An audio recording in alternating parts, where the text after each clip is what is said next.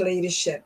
My name is Beth Bergen. I'm an internationally awarded leadership and communication coach, and I am here most every Tuesday.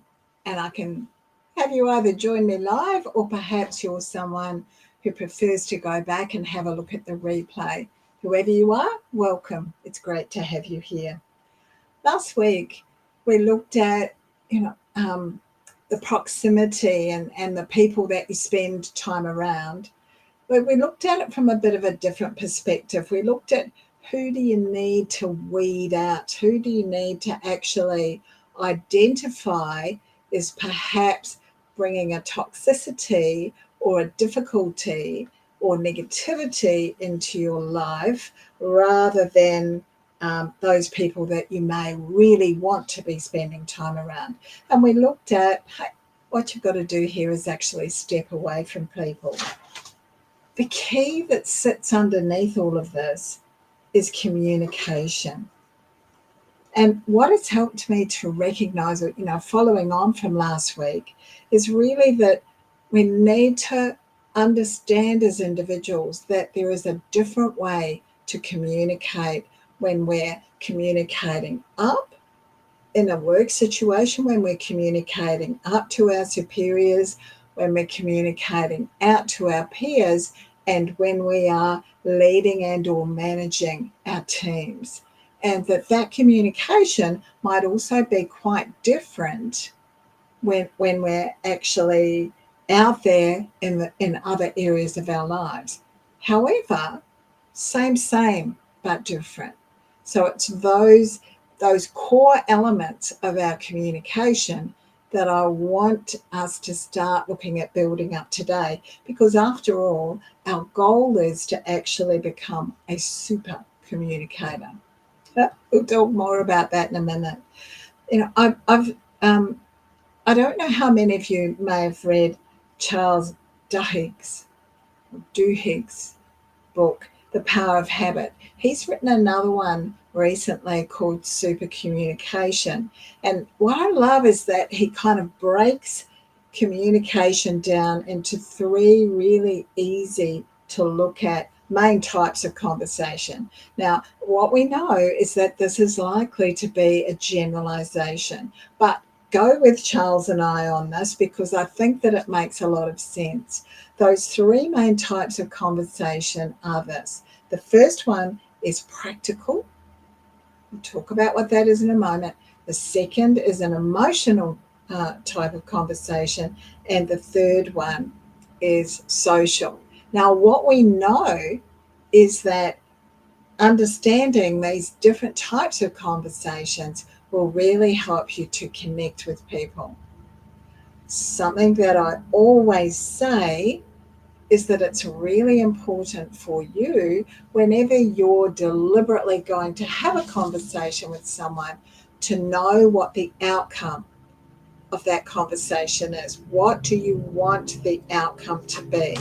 So when you put that together with Charles' information about the type of conversation and lifting your awareness about what that type of conversation is, hopefully we're going to build that rapport and get that communication happening in a really positive and congruent way much quicker. Now, you may have heard me say this before. A lot of us think that simply because we can talk, we can communicate. So we're learning to talk, we're not actually learning to communicate. And so it's important to remember that communication is not always easy and it's not always instinctive. It's something that you may have to be deliberate about. Not going to get it right the first time necessarily. So if you don't, what I'd really encourage you to do is to give it another try and think about, that self-reflection that we've talked about with your self-leadership. Think about adapting your approach.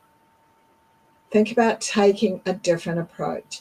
So the practical conversations that I was talking about a moment ago, they're all based around what is this about. You're sharing information, you're sharing facts. You might be inclined to be solving an issue. It's a practical conversation. The second one is emotional, and it's much more about feelings. Much more about feelings. So that's based on what am I feeling. And the third one is a social conversation, which is going to be based around, what is going on for me, what is going on for other people. It might be some planning into the future.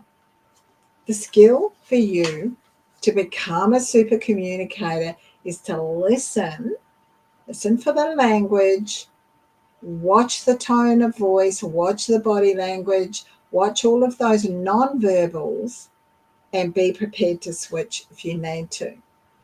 Now, let's have a look at an example here.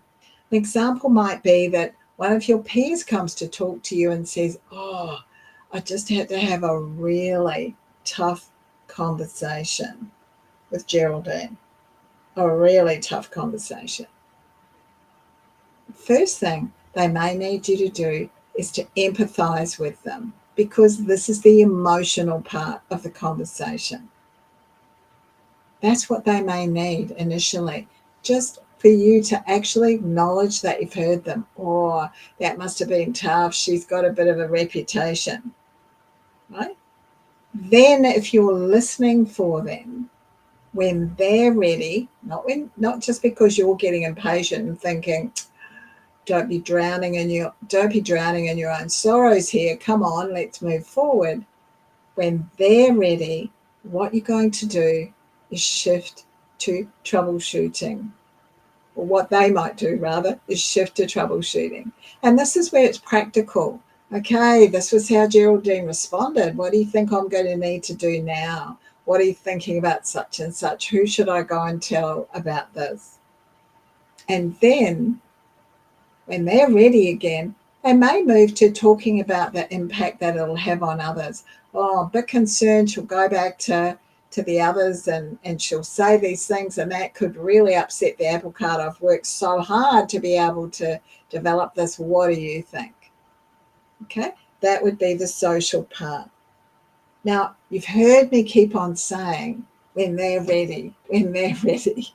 This isn't about you impatiently moving it along. We want you to notice what they want. That's the skill in communication. Notice where they're going. Agree sometimes. It's not about butting heads. Agree, because the more you agree, the more you're likely to encourage them to talk to you. Give them some validation.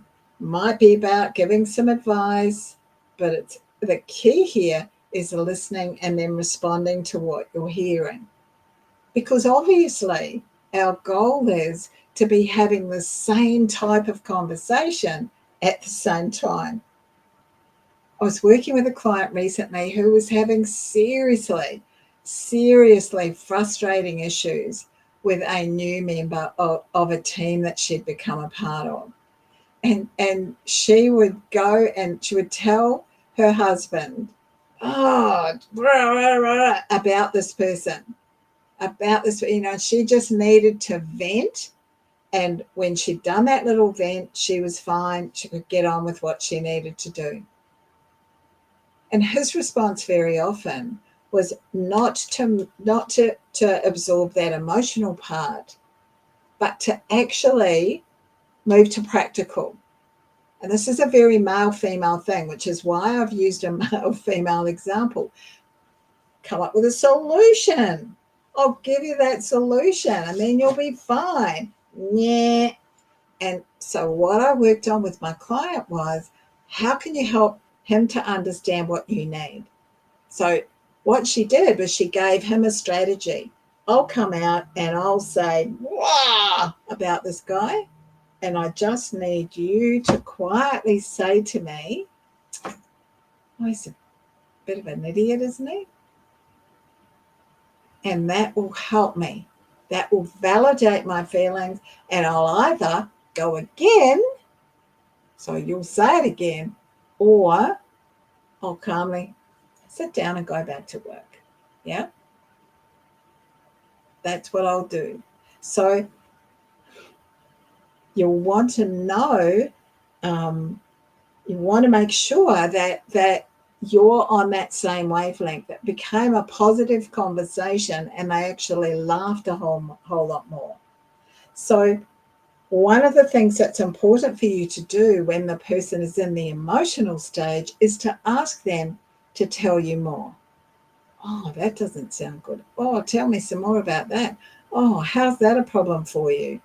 Those kinds of questions, so that you've got a lot more of the emotion out before you move on to solutions. In practical conversations, ask practical questions. What can I do to improve what I'm doing? Is there some feedback you can give me? How can we work this out so it doesn't happen again? Those kinds of questions. When you're meeting new people, it's all about asking deeper questions. So this isn't just, oh, how are you going? Or, what do you do? This is about saying, oh, what's your favourite job of, what's your the favourite part of your job? Hey, I really enjoyed that breakfast and the conversation that we just had at the networking function. What was the favourite thing, or what was your key takeaway from that guest speaker? What was your most memorable live concert that you've ever been to? Ask deeper questions. You'll build that rapport so much quicker. So much quicker. So that gives you that quick overview of those 3 types of conversations. What I'd like you to start doing is noticing what you're noticing when you're talking to other people, to see if you can identify where they might be. If you can identify it, it's kind of much easier to then lean back and allow them to move the conversation to where it needs to go to. Hey, the next bit that I'd like to look at is this. It's always difficult in communication to give appropriate, well, I'm not even sure if feedback's the right word, but to point things out, to look to be able to influence change. And reframing is a skill that I'd like you to start to think about using. So, okay, first thing, it is so easy to point out the negatives. So easy. We look at what's wrong. We talk about what we hated. We talk about what we disliked. That was terrible. All of those kinds of words in our language.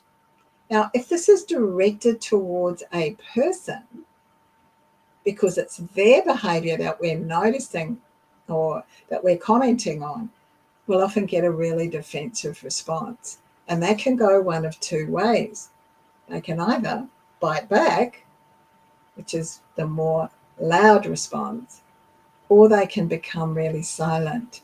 And often they're silent because they're hurt and or angry inside. So that kind of resentment will be building up at you. And it's, someone who's bubbling away with resentment can quickly become passive aggressive, can quickly, things blow, and it might not be pretty. So either way, this can lead to a fight. So I want you to remind you about something. When we're giving feedback, whether it's a saying, I'm not sure about that dress, right through to, oh, could we have gone a different way? This is the wrong way to go, isn't it? Right through to whatever it is that you're commenting on and giving feedback on for a team member, what we're looking to do, the outcome of the conversation, is that we're asking for a change of some kind. Yeah? We're asking for a change of some kind. For example, if the music that's playing, if you don't like the music that's playing, it's really an uphill battle to get someone to admit that they've got terrible taste in music. You know, that like they're going to get defensive if you start hammering away about that. And that's way up here is a 10, when what you actually want to do is something down here, which is something quite simple. I just want them to change it.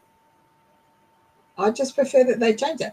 I don't need to comment about the style of their music or their taste in music. However, we often go in with, oh, this is terrible. What did you put this on for? As opposed to saying, can we put something else on for a while, please? Simple, positive. And what you've done by reframing is you've expressed your preference without triggering that defensiveness in people, without triggering that potential negativity in them. You're saying what you're liking, not complaining about what you didn't like. Another example might be this. Instead of saying, you did this report really poorly, coming back and saying, let's revisit these aspects of your report and look at how we could improve them. Completely different. One is much more collaborative, it's much more positive, it's much more, we're in this together, let's move forward. It's not so personal. It's not attacking them. When you're thinking about this reframing, what I'd like you to do is to move to that space, and I've talked about this a lot before, where what you're doing is anticipating what the outcome is. The outcome of this interaction is the following things. In this case, with reframing, anticipate what it is that you're going to say and then reframe it so that it comes into the positive. Okay, reframe it so that it's in the positive. I've given you some great examples. If you need to, go back and listen to the replay and you'll get those other examples. So to finish off, let's do a quick summary of what we've covered today. We covered that the three different types, three different types of conversation: the practical, the emotional, and the social. What I've said to you is to listen. Listen so that you can respond to where the speaker is at and be aware of the outcome you want from the conversation, as well as the outcome that they seem to be looking for. So as you get more skilled at this, you can shift people from wherever they are to closer to where you might want them to be over time. Again, we also looked at reframing, where what we're able to do is to present a negative thing in a positive manner. We're going to turn our thinking around. Okay, that's it for today, Tuesday, the 5th of March.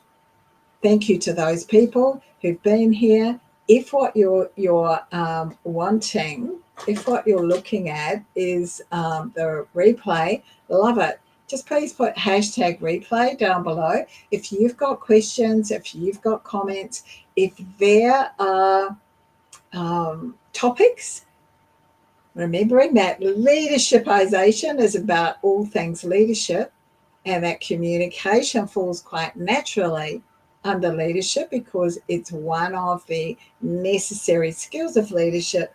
If there is anything that you would like to ask, please reach out to me.